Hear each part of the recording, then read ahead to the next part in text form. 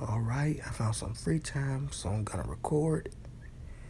And before we start, thank you, Jamar, for giving me the name for Deku's daughter, Mira. I'm pretty sure I said that right.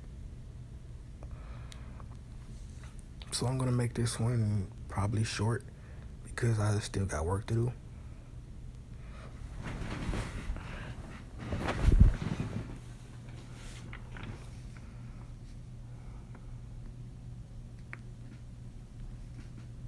Hmm.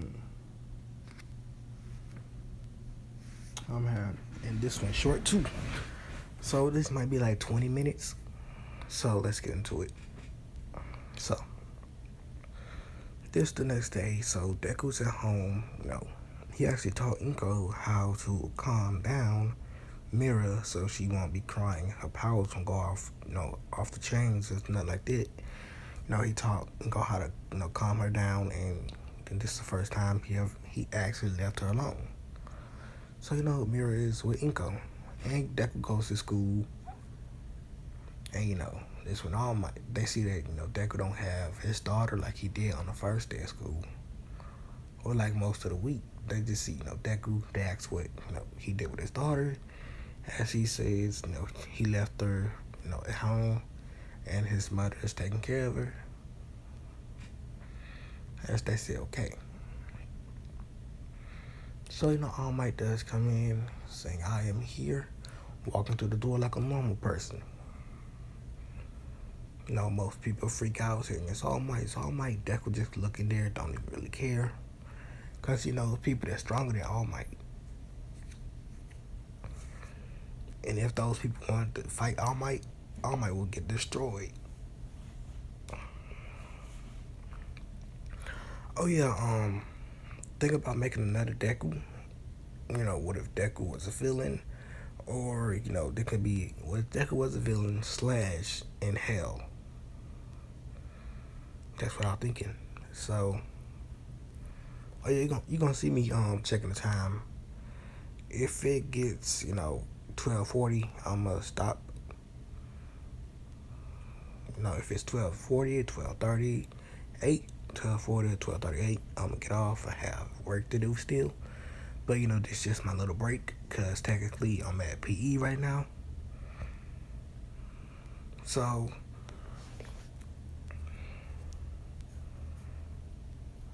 well, I'm virtual, but I'm technically at this hour at PE. So Deku basically so All Might says you're gonna be doing a hero dress villains, but first here go your hero costumes. So Deku's hero costume is different. It actually looks like armor, no armor, armor. Like let me see what kind of armor. Actually, it don't look like armor. Well, it's plated with armor, but it don't have to be light because Deku can move fast with it being heavy or not. You won't even feel the difference in weight. So it's just a black suit with laced armor, so it's bulletproof. It got a handle for his swords, so he puts his 2 short swords, his long sword, and his bow staff on his back, nunchucks, and his other weapons. So everyone asks why he got so much weapons. He says he is a master of all of them. And he used them.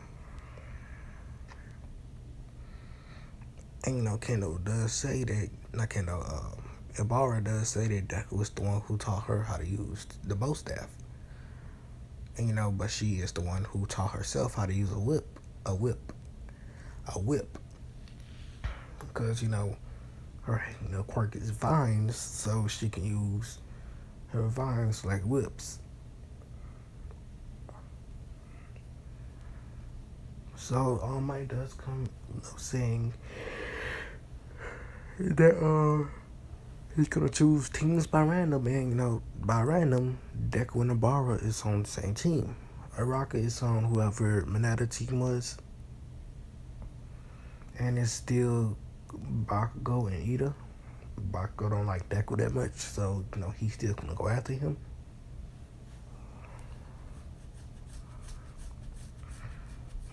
Bar says, "Are we gonna think of a plan?" Deku says, "If I really wanted to, I could just end this right here."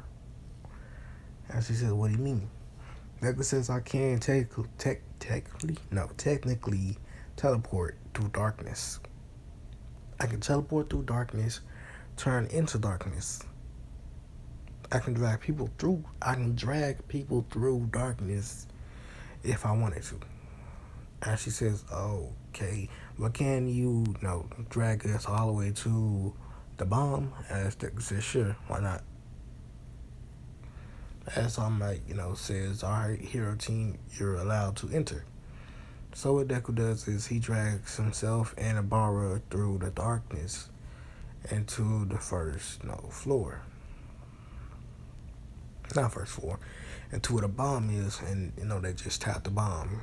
As the hero team wins. Ida and Bakugo are shocked as they look back to see Imbara and Deku, and they say, "How?" Deku says, that was pretty quick and pretty easy.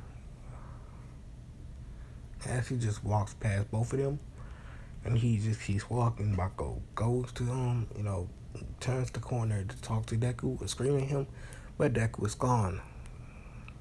Deku is already inside the, observer room. No one knows he's there. They don't know where Deku went. Deku then looks at them and says, "What are you looking for?" As they all got shot, some people jumped a little bit and they look back to see Deku. So, everyone else gets back and everyone else does their, exams. So, now it's see who's going to be the class representatives. So, they actually choose Momo and Ida, with Momo being a class rep and Ida being vice rep. Deku don't care because he didn't really vote for anyone in particular.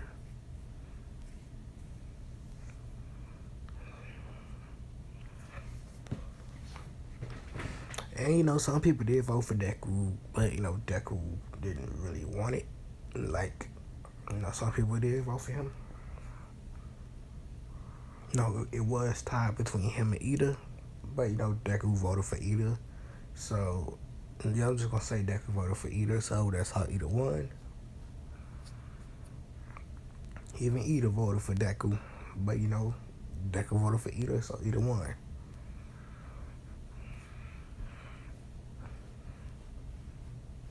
So in the cafeteria, they just sitting down and eating. Monoma does try to start something with Deku. He does try to say something about class 1A being weak, and full of people that think they're better than everyone. Deku doesn't worry about him. Deku, what he does is he pulls out a phone that was ringing, and answers it. He says hello. And Inko's on the other line, and she's asking Deku where he has his diapers at. Deku says, "If you look in my room, in the second dresser, you'll find them." And she says, "Okay." And she then says, "All right, I found them. Wait, what are these?" As she's looking in there, she says, "It's so cool. Why do you have knives in your dresser next to your basically next to your diapers?" As Deku says, "Oh, those are mine. That's for that's for Mira. Mira likes to play with knives. And don't worry about herself. Don't worry about her getting stabbed or poked or cut. Her skin is tough enough to get hit by a knife and be perfectly fine. Oh, and don't worry about the fire, the wind, or the electricity. Unless you're not around to calm her down, nothing will get damaged. But if you are not around, then basically maybe the whole block will be damaged." I don't know her full capability with magic because I have not been away from her. I've always been with her. So, her magic is very high though. I can feel it and I did seal it. As you can go, basically they just keep talking and Monoma trying to get Deku attention, but Deku isn't worried about Monoma. He's just talking to the phone with his mom. Monoma goes to hit Deku with a quirk he took for someone. I want to say he took Kendo's quirk. So he tries to punch Deku with a big fist. He actually connects to Deku's head, but instead of Deku feeling pain, it was Monoma who felt pain. He felt like he just punched, I'm going to say, a metal beam.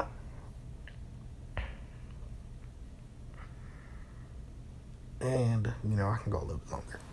And Deku looks behind him. He says, alright, call me if you need anything or if you're having any troubles and I'll give you some advice. Because, even though Inko, raised Deku, she raised the baby already, but some advice she might need for raising a half demon, kid. Because she can do all the human parts. She can deal with all the human things. But the powers, Deku gives her advice about the powers and stuff like that. But, for the rest of the things, Inko give Deku advice about. And, and she do, most of the other things. Because she is a mother. So Deku hangs the phone, puts it back in his pocket, points his finger at Monoma, and just flicks, and using air magic or wind magic, blows Monoma back. But he, restrains himself to the point he won't kill Monoma, but he blew him back. I'm gonna do this, gonna do the what is it called? The USA, and then I'm gonna stop it. Then I'm gonna, after 240, 240, I'll get back to doing videos. So they all get on the bus. They go to, before that, the alarm does go off. And Deku uses, he searches for magical power, but not magical power. I mean, he searches for some presences, that's abnormal to this area that he doesn't always feel. He feels, the news media, but their presences isn't hostile. And then he feels Shigaraki, his presence is hostile. So Deku does, travel to the darkness and see, Shigaraki. But, he isn't going to do anything. He's just going to watch and see for the time being. Dang, it's getting late. But it's okay. I can, wait through most of the time. I'll be a couple of seconds late, but I'm alright. A couple of minutes of it. So,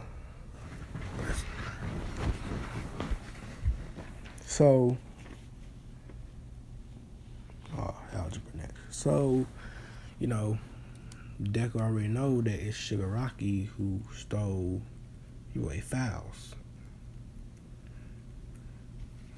And he already know what he's going to do with them.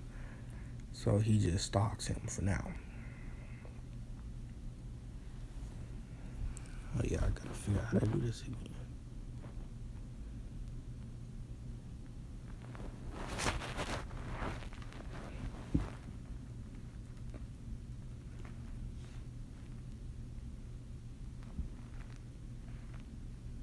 Okay, so Shigaraki does get away, but Deku wasn't pursuing him at all.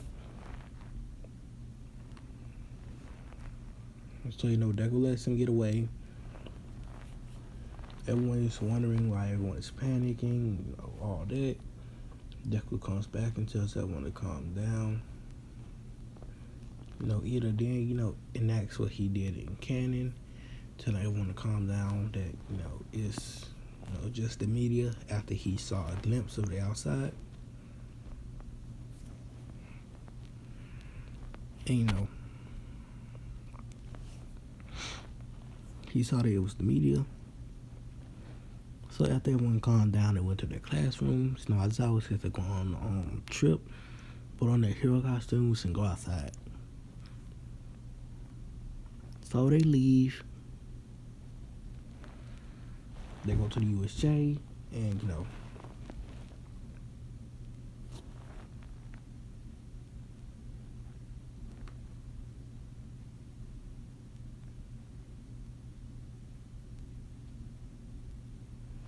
so at the USJ, 13 does explain what they're going to be doing. That, you know, they're going to be doing rescue training. This when the villains show up, and you know, Kirishima says, "Oh, we're going to be fighting fake villains." Aizawa says, "No, the real villains." As you know, he's about to move, but that's when, you know, Deku, what he does is he drags all of them into his shadow, and he moves outside, bringing every single last one of them outside, you know, and brings them out his shadow so everyone is outside instead of inside. As you know, as I was shocked from this, and they all asked what's happening, how did they get outside? Deku says it was him, and she says, I'm finna go have me some fun. I haven't fought anyone in about a couple of months now that can give me a challenge, so I want to see if there's anyone in there who can give me a challenge. And as Deku says, I might even have to, you know, take off my limiters. And before people can ask Deku what limiters, that he, you know, goes back inside. And they have that on their minds now, right? They have that on their minds now. Deku is using limiters, so it's full power they don't even know. So while in there, you know, the villains do attack Deku, but he isn't trying to kill anyone.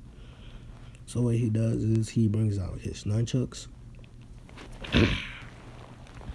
swings them around a little bit, and then, you know, the villains come one after another. He gets takes down.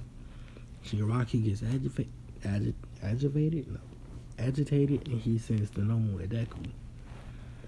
So what Deku does is he hits, you know, the Nomu's knee, which, you know, Deku can see that it did nothing. So Deku puts in more power. He hits it again, and the Nomu's knee shatters. You know, the bones in his knee shatter. And then, you know, he goes down, but, you know, it heals up. So what Deku does is he hits the normal jaw, but he heals up again. You know, Shigaraki says, try you want, kid, but the normal has shock absorption. He also has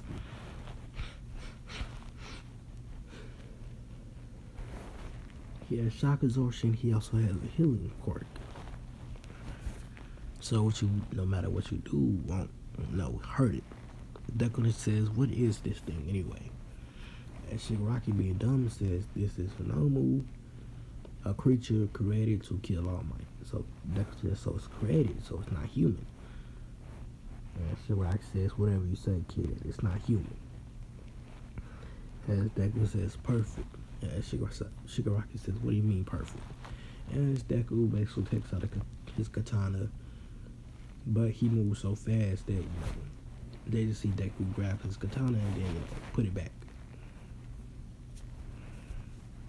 And then, you know, after all that happened, the Nomu was cut into pieces. And then, you know, they hear a loud crash and sound. That's Deku breaking a speed barrier, or a sound barrier. And the mountain behind them, it got cut. USJ, he got cut. You know, the clouds, they split way out in outer space. You know, planets got split out in outer space, but not inside of our galaxy. You know, in different galaxies, they got split way past, you know, the observable universe. Planets getting split. You know, planets, moons, stars, black holes, everything is getting split by Deku's just one slash of his sword.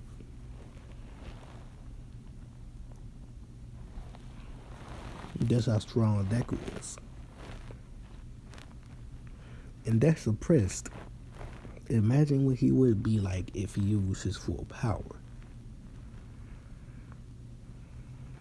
That's the smallest percentage he can use of his swordsmanship, and still basically be in a realm to basically fight people.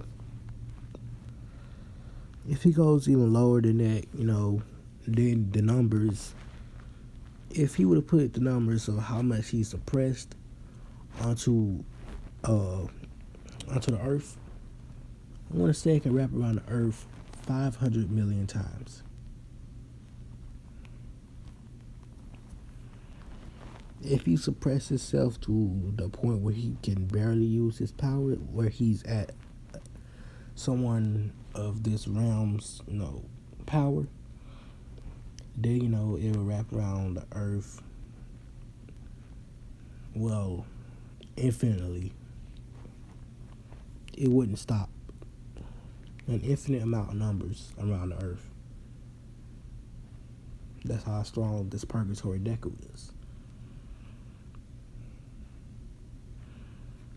Now, he is one of my strongest characters, but the strongest being of my characters is immortal Deku, who is literally a god. He can do much, much more than what purgatory Deku can do. I just don't, flex his full capabilities. So, Deku basically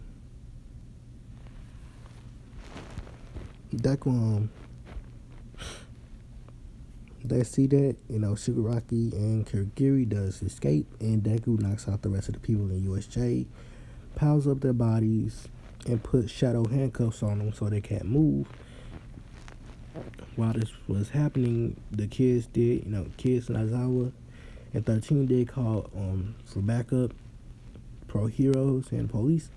They get there, they bust down the door, and they just see, Deku, sitting on a throne made of shadows, just looking down at everyone. With the Nomu's dead corpse, it's not even, don't even look like a corpse.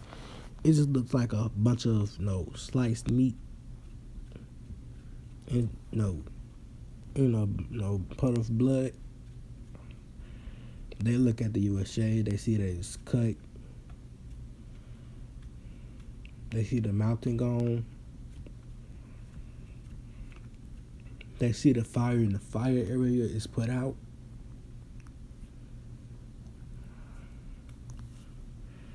They see, a lot of things.